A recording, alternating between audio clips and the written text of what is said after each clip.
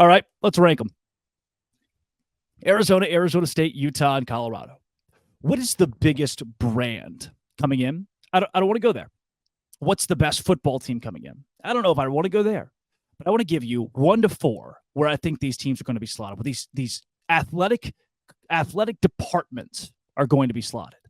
Number 4 is the little brother of the pack. It's Arizona State, and there has been so much buffoonery. This team had an opportunity out of the Pac-12 to openly embrace the Big 12, to pull a Colorado and say, hey, we're first. We want to come out. They could have overtaken Arizona. They could have overtaken the flagship institution and said, hey, whoa, we want to go to the Big 12. We don't care what Arizona does. We want to go to the Big 12. Instead, it was Arizona that was leading the way, and the little brother, Arizona State, that was holding things up. Basketball, not elite. Football, you just fired Hall of Famer Herm Edwards. He couldn't win there. Baseball, softball, usually good. Congratulations.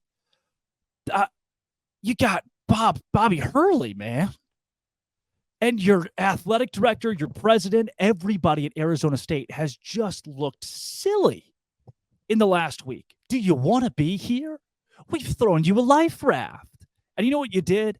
We gave you know what we did, Arizona State? We gave you a life raft, and you popped it. Somehow or another, you didn't freeze in the water. You popped the life raft, and somehow or another, we're still saving your butt. They're number 4. At number 3, give me Arizona. I like them, but I got bad news. And I'm happy that everybody's here. I am happy everybody's here, but I got bad news. Arizona and Arizona State have combined for 1 apiece, New Year's Six Bowls.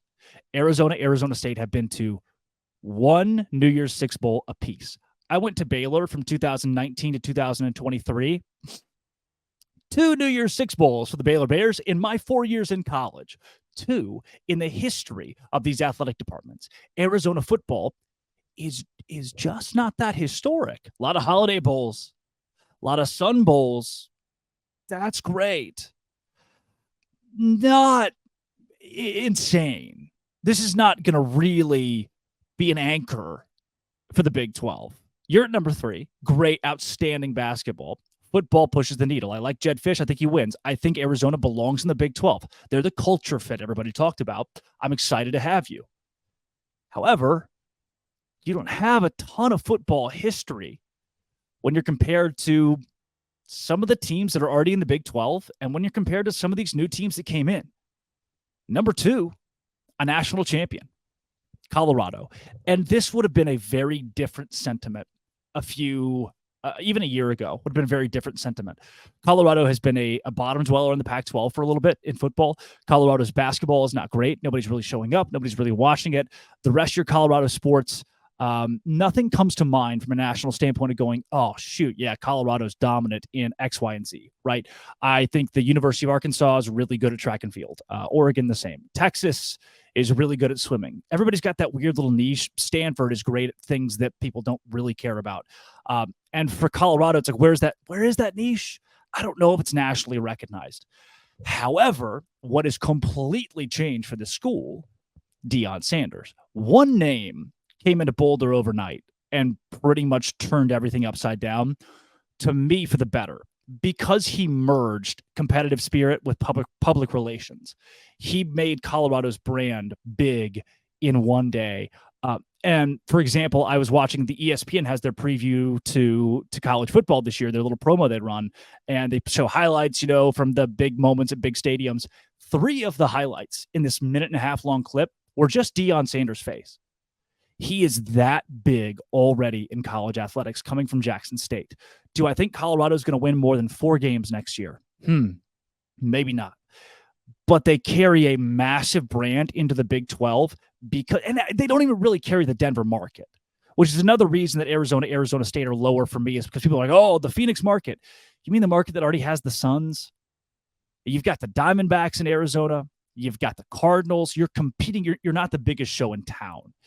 Colorado, not the biggest show in town. The Nuggets are right there. Boulder is so close to Denver that it's tough to say that Colorado carries the Denver market. I don't know if they will, but put them at 2 because I like Deion Sanders a lot. And they have a national championship in football in the last, 30 years. And they're going to be solid. from a brand standpoint, which is what makes the money.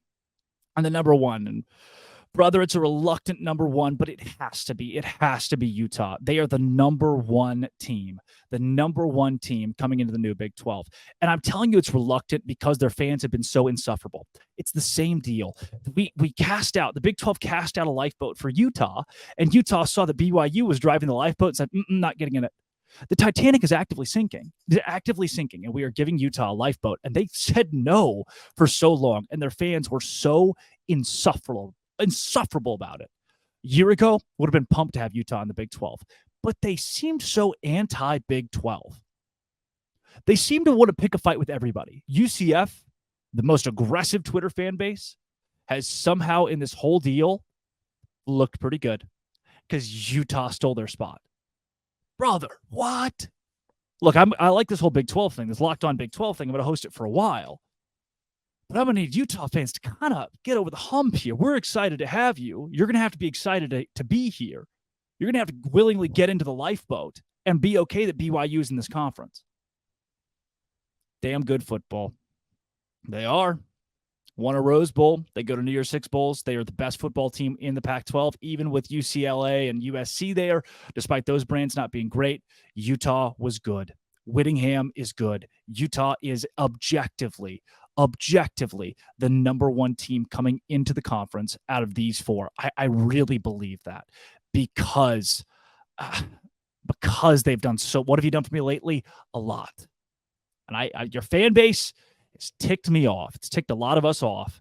But gosh dang it, you win. I'm happy to have you, Utah. But are they the biggest brand in the Big 12 overall now? We got 16 teams. One team has to be the bell cow. There has to be a new Texas and Oklahoma. Somebody has to step up and say, okay, I am that guy. Who is the biggest brand in the Big 12? Find out on Locked On Big 12, part of the Locked On Podcast Network. Your team every day.